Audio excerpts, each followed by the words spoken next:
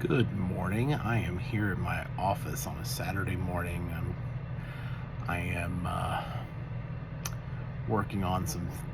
I got a few work items knocked out this morning. I'm working on some personal stuff now, but I am 4 weeks post-op now, so I have. I'm coming up on the 1 month mark, which will be Monday. Monday will be 1 month since I had surgery, bariatric surgery. And since surgery, I have lost 25 pounds, 25 pounds since in a month. So it's pretty good, pretty strong weight loss in this month period.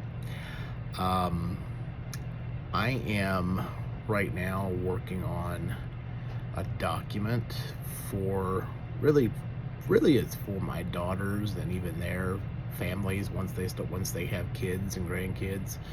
I'm kind of writing a document, kind of to share my knowledge about finance and how to handle things going forward. I feel like my daughters they don't know much about finance, and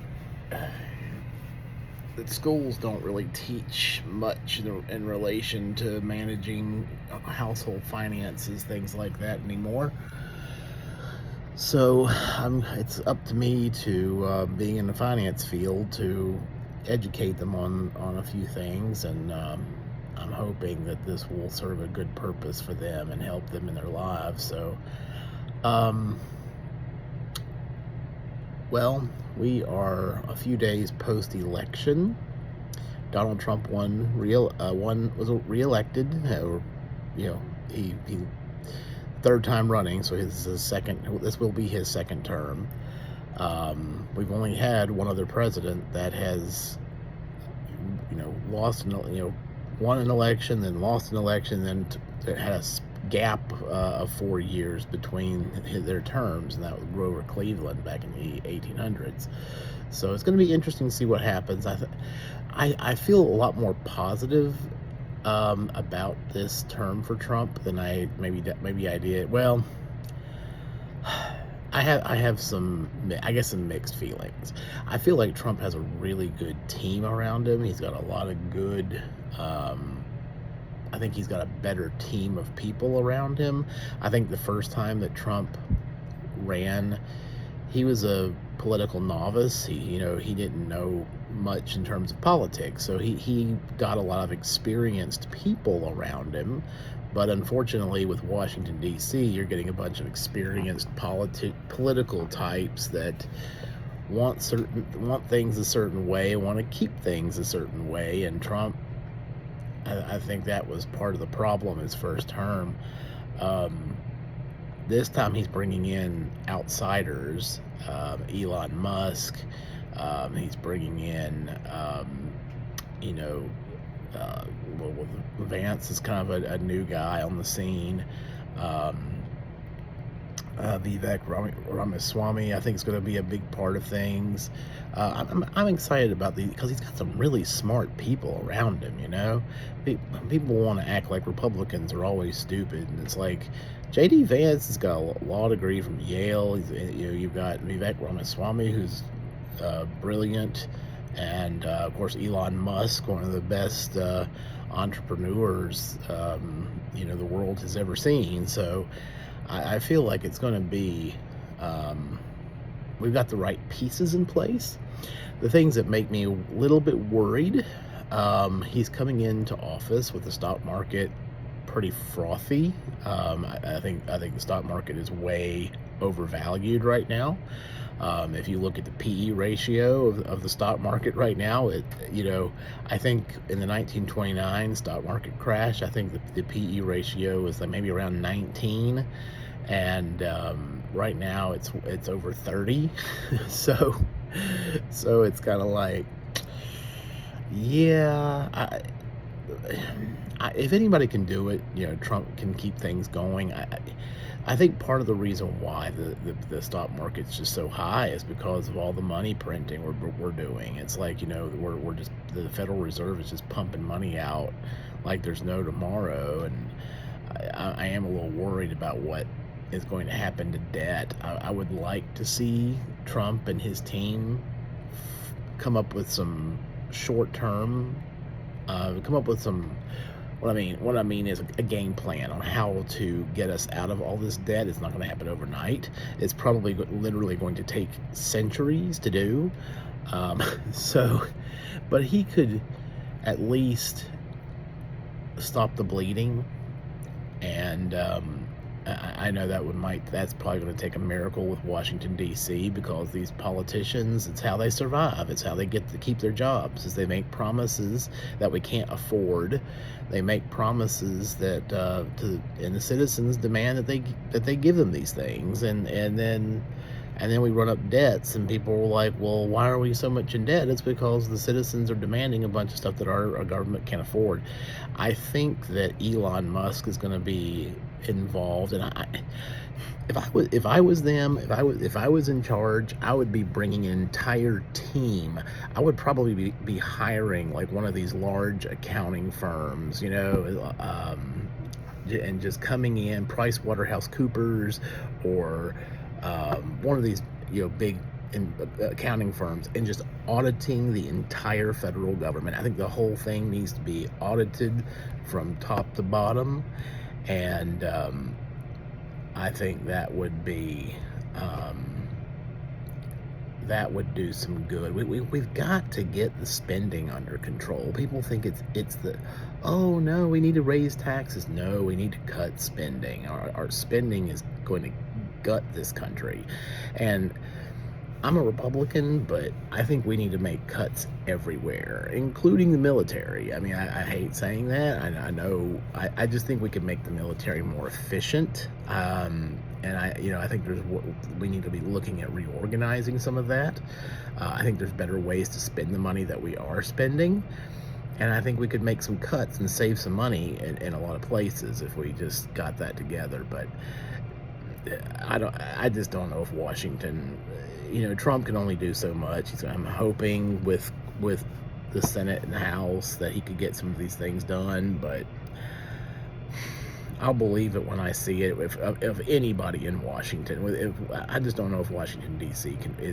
has even the desire to fix the problem, and that's what's really scary. Is I feel like no one there has a desire to fix it. And what's going to eventually happen is that debt is going to go parabolic. And I mean, I think it pretty much has already started, really. It just go, if you've ever seen a graph in statistics or trigonometry, when it goes parabolic, it's a gradual incline, and then eventually it just goes straight up. And I think that's what's going to happen with our national debt. If we don't start doing something about it soon, I mean, I almost feel like it's inevitable that we're going to have a national default. That we won't have a choice.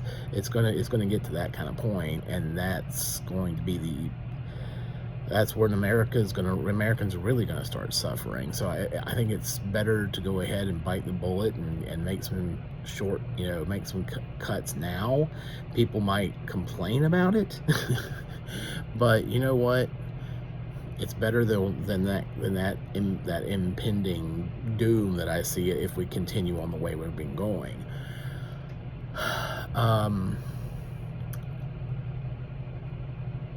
My recommendations right now to anybody that would like to have them is just, I think it is important to stay diversified. I think that it's like cash. You need to have some cash set aside. Typically, financial advisors recommend 3 to 6 months worth of living expenses. I would skew to that longer 6-month period. So just take your monthly expenses, multiply it times 6, and set that as your goal, and then start making contributions to an account. I would find like a high yield savings account, something like that, and start putting that money in there. once you have that saved, it may take some time. I realize 6 months of living expenses sounds like a lot for most people, but do what you can, you know. If that sounds just like too much, save a month. Save a month's worth of living expenses in cash. And you can do that. You can do that in a short, in a relatively, you know, just by contributing a small amount each paycheck into that account. As for stocks, I'm continuing to invest in the markets. I will tell you, my primary retirement account, right now I have about 20% of it in commodities. I did trim my commodity position after Trump won.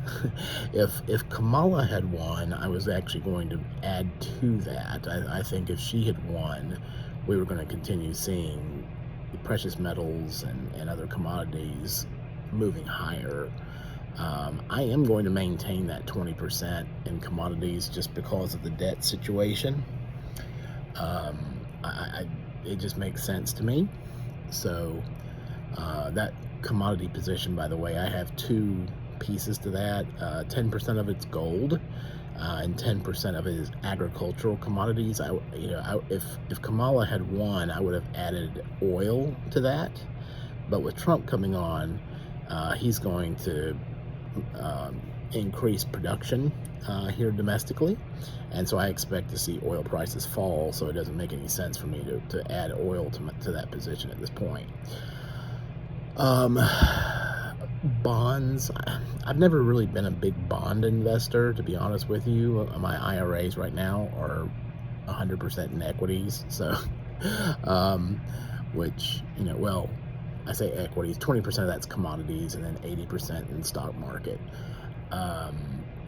I do have that kind of divided 50-50 between growth and value stocks, dividend paying stocks, and high growth like tech stocks.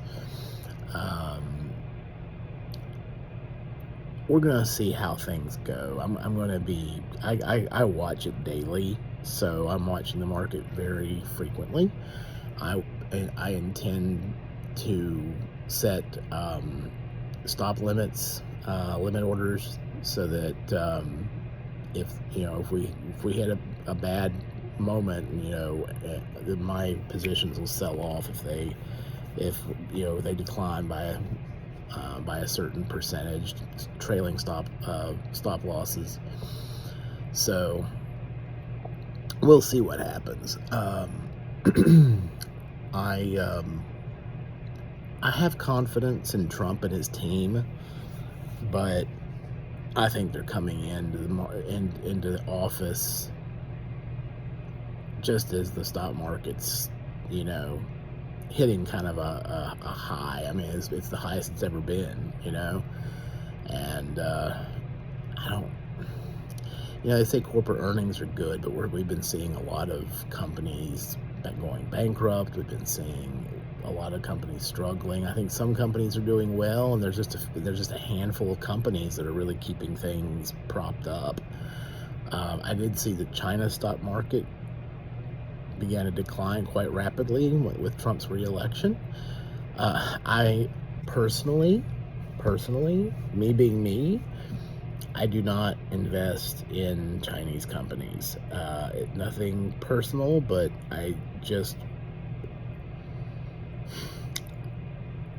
I feel like one day there's going to be a collision between the United States and China, and I don't want to invest in the potential enemy of my kids and grandkids. I hate thinking that way, but that's how I look at it. And so for me, it's kind of almost a moral thing. It's a choice that I've made. I could probably make money buying into the Chinese stock market with it being down right now, but I just can't do it. So I am pretty much 100% domestic American stocks. I am adding I do have also some REITs. Actually have one REIT right now. Real Estate Investment Trust. A Real Estate Investment Trust is a company that manages properties, and there's different types of REITs. The REIT that I own is ticker symbol DOC, DOC. They're medical properties.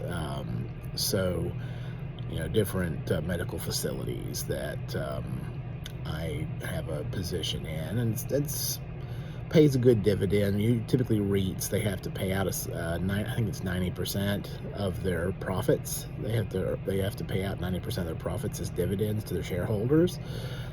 They're required to do that. So they typically have strong cash flow, and I'm just having that reinvest. So that's a good way to build a cash flow stream. What else? I am thinking longer term about some longer term assets. For example, like buying raw land. I think that's something I will be doing at some point. I'm not quite ready to do that yet. I want to get some debt off first. I'm paying off. I've got all these medical bills from. I've had a lot of medical stuff the last 2 years. I had a dental issue where one of my teeth, one of my lower bottom teeth broke. One tooth broke, and so I had to get an implant, a dental implant down here, and that was expensive. And then I just had this, I had a colonoscopy earlier this year, and then I had bariatric surgery, and so I'm my insurance covered most of it, but I have some out of pocket, had some out of pocket to pay, so I'm getting all that stuff paid off. Then I'm getting some debt that I've accumulated putting stuff up in my house, getting that paid off. But once all that's done, I'm going to be all of those payments are going to be going directly into buying assets. I'm not going to be spending it frivolously. It's I will take some trips just because traveling makes me feel alive. But I'm not going to be going crazy with it. I want to build some assets for my daughters. That's the main thing. That's really what I'm thinking about right now. I'm 48 right now. If I work till 70, that's 22 years.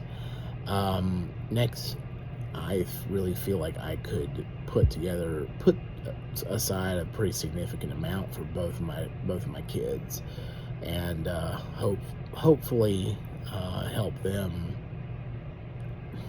I want to make sure they understand how to teach their kids, my grandkids, about how to maintain that wealth and to grow it long term. Kind of a family legacy, because I'm kind of more than halfway done with life. I figure I've probably got 30 years, maybe, if I'm lucky. 30 years, that put me at 78. I feel that would be about right, I think.